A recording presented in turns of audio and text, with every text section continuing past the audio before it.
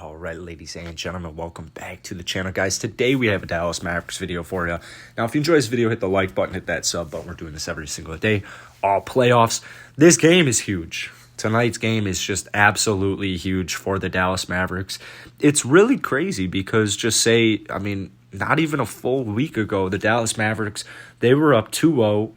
Looks like they had the Clippers number, and everyone was thinking, what's Kawhi going to do? Kawhi's leaving LA. Where's Kawhi going to go? And every team speculating, how can we land Kawhi Leonard? What's going to happen to Paul George? What's going to happen to this Clippers team?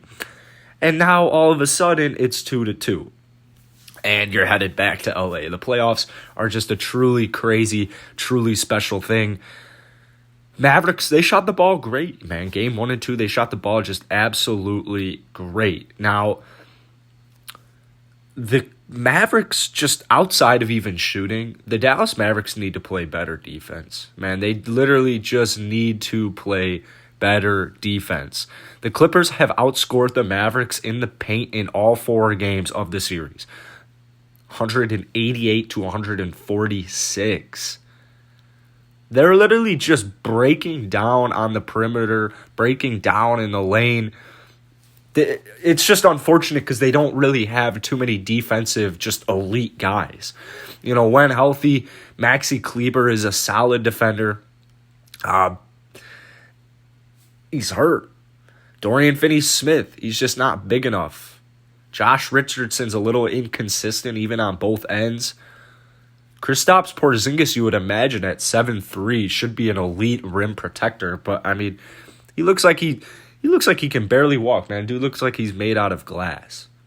So if the Mavericks win this series, if they win the next 2 games or win 2 of the next 3, it's going to be the same way that they won the first 2 games.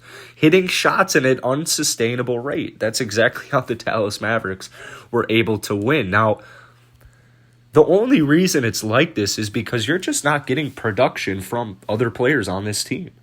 Kristaps Porzingis is doing almost next to nothing for this team. And that is just, it cannot be that way. Absolutely cannot be that way. So if that's going to happen, you have to hit shots. You have to hit threes at an unsustainable rate. The only issue with that, it's unsustainable. In the first 2 games, the Dallas Mavericks hit 57% of their wide open threes. That's 20% higher than their regular season mark. Now, in games 3 and 4, they came back to earth, hit only 44%. Still a solid number, 44%. They also regressed on open threes, shot 43% in the first 2 games and 35% in the last 2. So they're still getting shots. That's the good news. But they're just not converting them, or they haven't been converting them the last 2 games.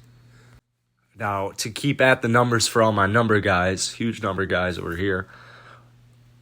Now, in the first 2 games, the Dallas Mavericks, on highly contested 3-point shots, they shot 43%. That's where a defender is within 2 feet of the shooter. Now, in the 2 losses to the Clippers, that number was 20%. So it dropped from 43% to 20%. The Clippers, on the other hand, they were flipped.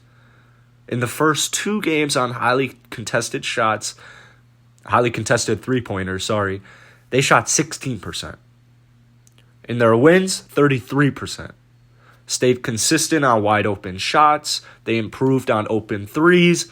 The Clippers have just been getting better and better as the games are going on, and the Dallas Mavericks have just been, it's just flip-flop. So if the Mavericks, basically, to kind of break it down into simple terms, all those statistics, if the Mavericks aren't going to outshoot them, they're not going to win. If they're, it's just not possible. If they're not shooting the 3 ball at a good clip, there is no chance that they win. And I'm saying this, and it may sound a little, if you're a Mavericks fan, it may sound a little depressing. The good news is I have trust in the Mavericks because Luka, if Luka can do Luka, you just need some production out of other players, man. That's all they really need.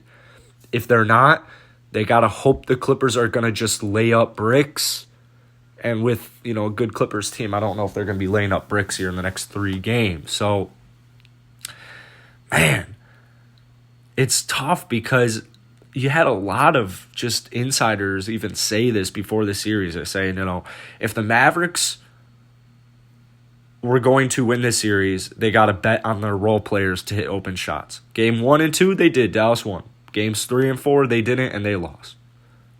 There's no really other formula for this Dallas Mavericks team. Kristaps could go off in the paint, could go off from behind the three, but the only thing is as the games progress, that's looking less and less likely. Kristaps just literally looks like he can barely move. So tonight, Mavericks got to rely on the three-point shot and the Clippers to just essentially not make their threes. We'll find out what happens in these next 3 games, guys, but that's all I got for you today. If you enjoyed it, hit the like button, hit the sub button. I'll see you tomorrow.